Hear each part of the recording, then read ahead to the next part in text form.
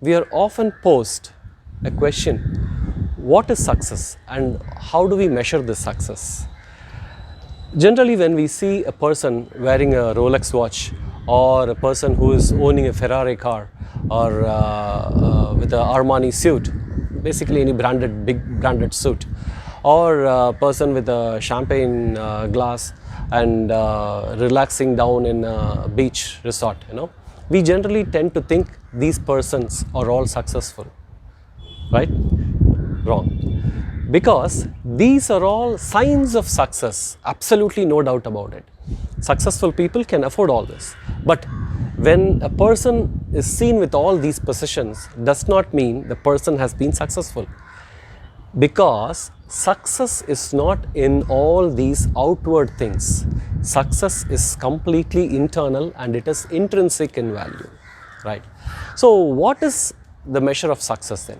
Success, according to Stephen Covey, author of 7 Habits of Successful People, he says there are 2 things in success. One is the primary greatness, the other one is called the secondary greatness. Secondary greatness is what we spoke about now, right? The abundance kind of.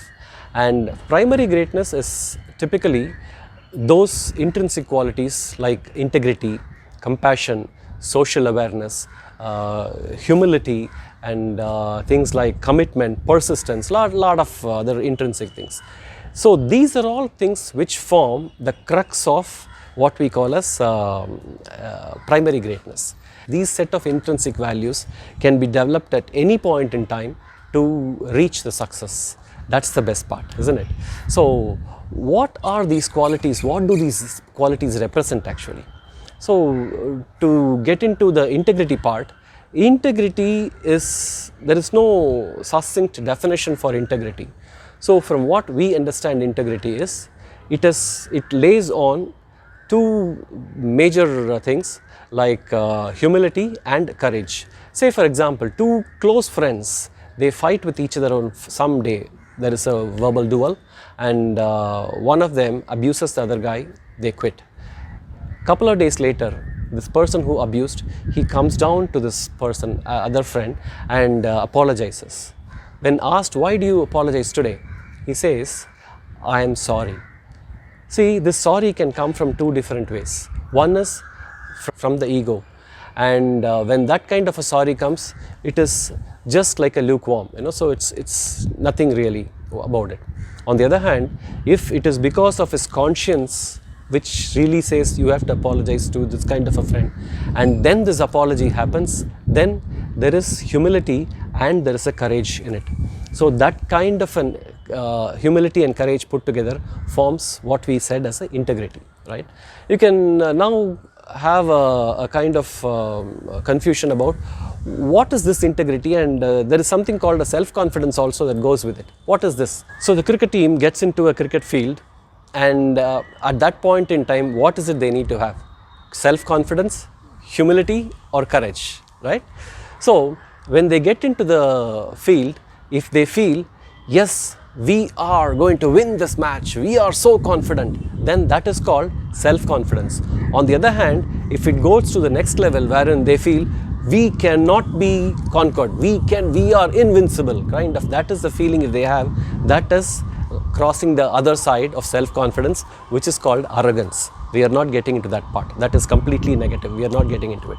So this kind of self-confidence and integrity put together is going to pave the way for what we initially said as the primary greatness. And it sets a lot of things. It means if a person has got self-confidence and humility and the courage to go with, then he is trusted by everybody because he is ready to learn. That paves the first bed for forming the success building, so that's the way it is. And he is also got everything aligned, there's something called a congruence. Congruence here is between his values, his beliefs and his actions. That is called walk the talk. When a person is in that level, he is accepted by all, because any kind of friendship he gets into or any relationship he gets into, there is absolutely no secrecy, there is no hidden agenda, nothing, right? So such kind of people come up so well in life, and they are said to be so very successful. And once these two are there, that is the self-confidence with integrity is there, he can gain all the other virtues which are required to be part of the primary greatness. So the best way to attain real fulfillment and inner peace is to establish integrity based on primary greatness. We will go a little more in all these details probably in the next couple of videos.